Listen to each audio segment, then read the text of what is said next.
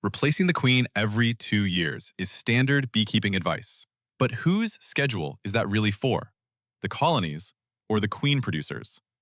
Amish beekeepers never asked that question since 1800 because they already knew the answer. A colony tells you when it needs a new queen, if you know where to look. Brood pattern, laying rhythm, worker bee behavior, colony population, these signals tell you whether a queen needs replacing far more accurately than any calendar. And learning to read those signals means stopping years of unnecessary queen purchases. The modern beekeeping industry built an annual queen replacement cycle, not because colonies need it on a fixed schedule, but because scheduled replacement generates predictable revenue. A queen that is performing well at 18 months does not need replacing. A queen that is failing at 8 months does. The calendar cannot tell the difference. The colony can. And the Amish beekeeper who read his colony's signals rather than his calendar knew exactly which situation he was in before the problem became visible to anyone relying on a purchase date to tell them when to act. The brood pattern is the first and most reliable signal in the Amish colony assessment system, and it is the signal that modern beekeeping instruction has most consistently described as an inspection objective, without fully explaining what the patterns actually mean in terms of queen trajectory. A healthy queen in her productive prime lays in a solid, compact pattern, eggs and larvae filling the central cells of each frame in a dense, uninterrupted mass, with empty cells present only at the very edges of the laying area or around structural features of the comb, like drone cells or honey pockets at the top corners. This solid pattern reflects consistent laying behavior, the queen moving systematically across the frame surface, depositing eggs in available cells without gaps, skipping nothing in her path. The pattern the Amish beekeeper read was not the current pattern in isolation. It was the pattern trajectory across multiple inspections over time. A queen whose brood pattern was solid at the beginning of the season and remains solid at mid-season is telling the beekeeper that she is performing at the same level she was performing 3 months ago.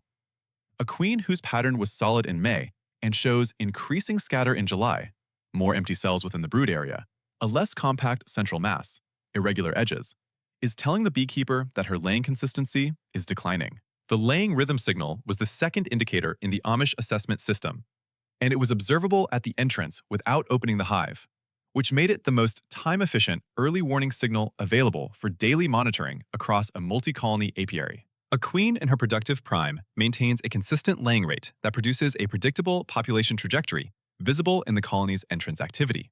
A hive with a vigorous laying queen shows entrance activity that grows across the spring and early summer, as successive brood cycles add new foragers to the workforce. A hive with a declining queen shows entrance activity that plateaus and begins to fall while adjacent colonies are still expanding, the population curve turning flat or negative before the season has given it reason to. The Amish beekeeper who walked his apiary in the morning and noted which hives were showing growth in their entrance traffic and which were showing stagnation relative to their neighbors was reading the colony's laying rhythm without opening a single box. The worker bee behavioral signal was the third diagnostic layer the Amish beekeeper read, and it was the signal most visible inside the hive during a frame inspection, requiring the closest observation, but providing some of the most specific information about queen status. Worker bees in a colony with a vigorous queen exhibit a specific behavioral character at the frames: purposeful, unhurried, organized movement across the comb surface. Nurse bees attending brood with the focused, repetitive behavior of a workforce operating under clear pheromone guidance from an active laying queen. The queen mandibular pheromone that flows through the colony from a productive queen maintains a specific behavioral baseline in the workforce, a coherence and directedness that experienced observers describe as the colony feeling right when the frames are handled. A colony with a declining queen shows a different worker character: more milling movement, less purposeful organization at the brood surface, occasional clusters of workers gathered in small groups without apparent task focus. This behavioral shift is subtle and requires comparison against a baseline. It is not visible to a beekeeper who has never seen the difference, but it becomes unmistakable to a beekeeper who has developed the habit of reading worker behavior at every inspection across multiple seasons. The Supersedure signal was the fourth and most unambiguous indicator in the Amish assessment system, and it was also the signal that provided the most direct guidance on requeening timing because it represented the colony's own biological decision that replacement was needed. Honeybee colonies supersede their queens, replace them from within, without swarming, when the queen's pheromone output has declined to a threshold at which the worker population's biological programming initiates queen rearing as a corrective response. The supersedure cells that result are built on the face of the brood comb, rather than at the bottom edge of the frame where swarm cells are constructed. And they are typically present in small numbers, 1 to 3 cells. In contrast to the multiple swarm cells, a colony constructing swarm preparation builds simultaneously. The Amish beekeeper who found a supersedure cell during a routine inspection had found the colony's own signal that the current queen needed replacement. His response was not to destroy the cell and requeen with a purchased queen. It was to leave the colony to complete the supersedure it had initiated, managing only the timing of the virgin queen's emergence to prevent loss to premature swarming in the rare cases where the supersedure cell count exceeded 3. The timing of a managed requeening, when the signals indicated replacement was needed but no supersedure had been initiated by the colony, was the decision that required the most accumulated experience in the Amish system, because the same requeening action performed at different points in the seasonal calendar produced dramatically different outcomes.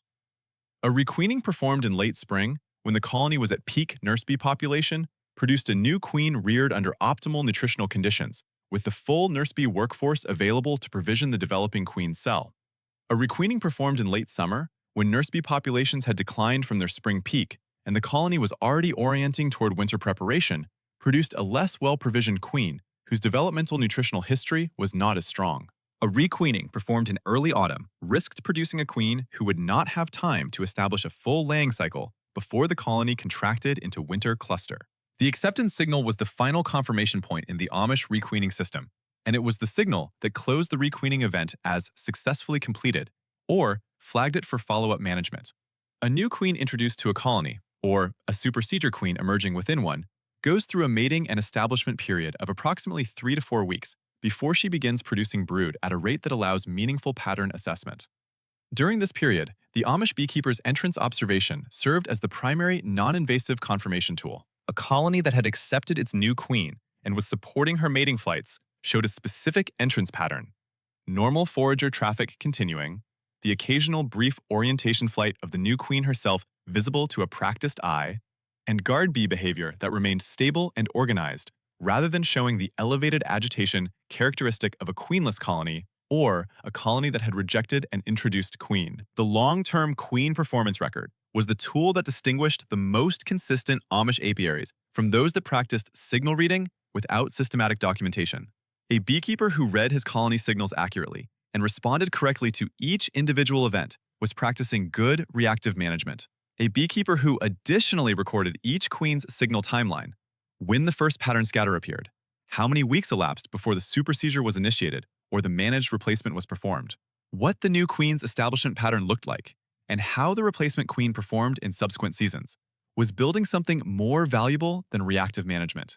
He was building a genetic and management history for each colony that allowed him to make predictive assessments. A colony whose queens consistently showed early pattern decline at 12 to 14 months was a colony with a genetic predisposition towards shorter queen productive lives. A colony whose queens consistently showed solid patterns at 24 months was a colony whose genetic profile supported longer productive reigns. The practical implementation of the Amish signal reading system requires no purchased equipment, no laboratory analysis, and no formal training beyond the commitment to performing consistent observations and recording what those observations show across enough consecutive seasons to build the pattern recognition and the colony-specific baseline data that make the signals readable. The first season of signal-based monitoring produces useful diagnostic information, but limited predictive value because the beekeeper has no historical baseline to compare current observations against.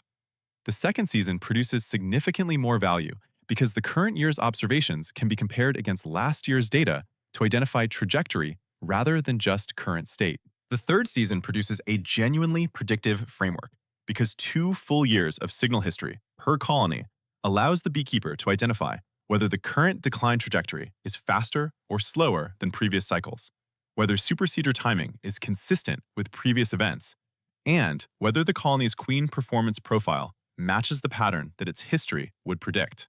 The tool required is a notebook and a consistent inspection schedule.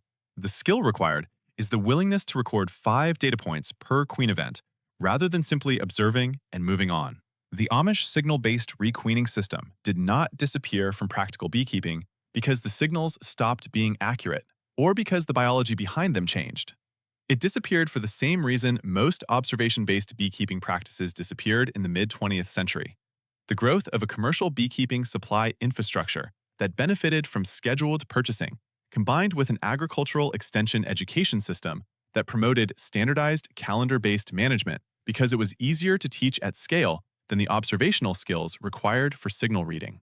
A county extension agent teaching beekeeping to 50 farmers could hand out a management calendar that said requeen every 2 years, and every farmer would walk away with an actionable instruction. Teaching those same 50 farmers to read brood pattern trajectories, interpret entrance activity comparisons, recognize worker behavior changes, and document queen performance histories required hands-on demonstration at hives across multiple seasons, an educational investment the extension system was not staffed to provide, and the queen supply industry had no incentive to support.